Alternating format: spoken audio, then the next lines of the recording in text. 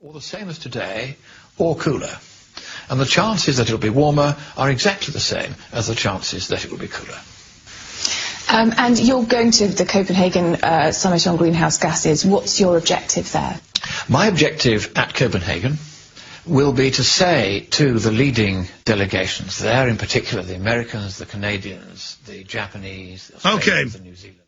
I'm going to come back and play the last 2 minutes of the interview where he talks about what his objective in Copenhagen will be and what all of our objectives should be. And I'm going to give you the latest developments on ClimateGate. We are also going to get into the treaty itself, the establishment of world government, and the biggest news. Now, this is old news for our listeners, but they're really doing it. The EPA has announced this morning they will list by the end of the Copenhagen event, December 18th. It goes for 11, 12 days. They will announce carbon dioxide as a toxic waste. This is unbelievable scientific fraud. This is a fraud as big as saying the moon is made of cheddar cheese or of Swiss cheese. It is just absolutely insanely ridiculous and shows how much contempt the globalists have for the general public. This is unbelievable.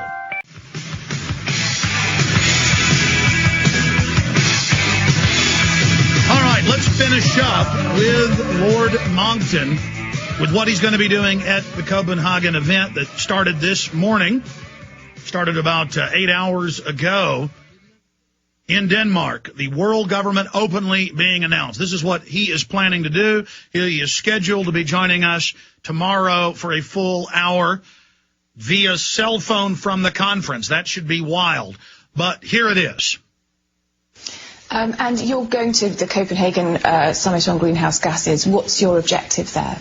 My objective at Copenhagen will be to say to the leading delegations there, in particular the Americans, the Canadians, the Japanese, the Australians, the New Zealanders. I shan't bother with Europe because that is decided by commissars whom we don't elect, can't hold to account, can't remove and can't persuade. We are no longer a democracy in Western Europe. But I'm going to be talking to the delegations of the democracies, and I'm going to be saying to them one by one, very quietly, first of all, here's the science. It no longer adds up. And everybody knows it no longer adds up. And your voters now know it no longer adds up. We're moving away from that now. And we're moving towards a world in which, once again, the skepticism, which is the proper approach of the scientist, is becoming instinct in the ordinary voter's mind. Will you be talking to the Russians? Yes, I will, because although the present Russian leadership has had not always a very kindly press in Britain, I will tell you this: the Russian democracy, as it now is 20 times more democratic than the British democracy has become, because we now have 90% of our laws made for us by commissars. That is the official German word for the commissioners of the European Union, whom we don't elect, can't question, can't remove and can't replace. They make 90% of the laws of Britain. But you have a Duma, you have a parliament in Russia, which makes 100% of Russia's laws. You are now a true democracy. God bless you for it. Of course I'll be talking to your delegation, because I will be talking to the delegation of a democratic administration. We no longer have one. I shall not be bothering to talk to the British delegation.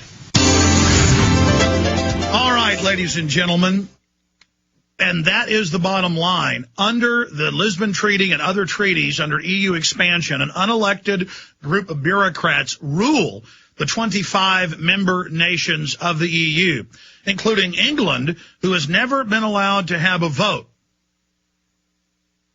Scotland and England have never been allowed to even have a vote on whether they want to be under its control. They have just gone under its control. Laws against free speech, environmental laws, and taxes. Total control. And when you read the Club of Rome documents, when you read the statements that we cover in my film Endgame, Blueprint for Global Enslavement, when you look at the SPP, Security Prosperity Partnership documents, when you read the statements of the European Union, when you read the public statements by the new head of the European Union, Herman Van Rompuy.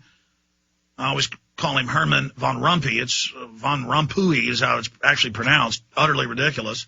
Sorry if your name happens to be Rompuy, but just it doesn't roll off the tongue too well. They are saying that this will be a global Europe, that the European Union is the center of the spoke, the core, that the big-moneyed Rothschild and other interests, the Saxe-Coburg-Goethas of England and of Europe, they are the dominant force. They loan the money to J.P. Morgan. When he died, it came out in mainstream newspapers. He was a British/European agent. They loaned the money to the Rockefellers. They loaned all the money to set up the robber baron blue blood elite of the United States. They had tried to take us over again in 1776. They tried to finance the South in the 1830s to overthrow Jackson, but because he was a Southerner from South Carolina and then Tennessee, he was able to beat it. They then funded the South again, trying to break up the United States. And I'm not taking sides on the North and South. My entire family was on the South, and colonels and generals, and they were being abused by the North. So the British came in and manipulated that to try to break up the country, but failed again. This is imperial divide and conquer that we're dealing with. And when you talk about the British, they are a royal house out of Europe. And you read in the Treaty of Rome, 1957, that they planned a European Union that would then take over the planet. And they discuss how Hitler did it wrong, using force, that it needed to be done by stealth. And we see that again and again in the latest documents that have been released via FOIA request and lawsuits in Canada, the U.S., England, and the continent of Europe, that it's all being done by stealth. Now, in 1998, when George Bush was running for re-election as governor, I went to a press conference. He'd been given the same speech over and over again. They had said he would take questions. Then they announced he wouldn't take questions. He gave the speech. At the end of his speech, because his speech was online, we knew it was the end of the speech, I asked the question. I said, if you care about Texas so much, what about the CFR? What about Europe taking over America through the private Federal Reserve? I knew it was that banking system getting everyone in debt, getting the states in debt, to implode us through derivatives, as they'd done in third world countries over and over again. Then in March of 2002, over 1,000 pages of secret IMF and World Bank documents got leaked to Greg Palast of BBC, stating they were planning it in the next 8 years in Europe and the U.S. to bankrupt us just like Argentina, to bankrupt us just like African countries and Asian countries. Nigeria is one of the best examples. We know their game plan. That's how we're able to lay all this out. Again, I use the parable of the TV guide. If I come home and tell my wife at 5 o'clock when we're eating dinner on Monday night, hey, honey, the Bengals are going to be playing the Cowboys tonight, and then the Bengals and the Cowboys come on at 7, 8 o'clock at night for an NFL game, she doesn't say, my gosh, honey, you've got psychic powers. How did you know this? No, it's the TV guide. They told us what they would do. It's public. It's public. They're going to bankrupt everything. They want you to riot. They're then going to turn regular army and paramilitary troops loose on you to sell the idea that we have to have martial law. They won't call it martial law. They'll call it security crackdown. They're going to take over everything. This is a hot takeover they're getting ready for. Not a cold war against freedom.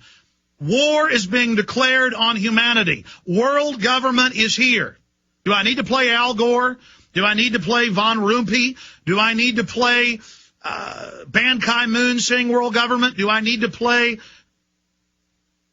the President Obama saying global governance? Do I need to play these clips again? You've all heard them.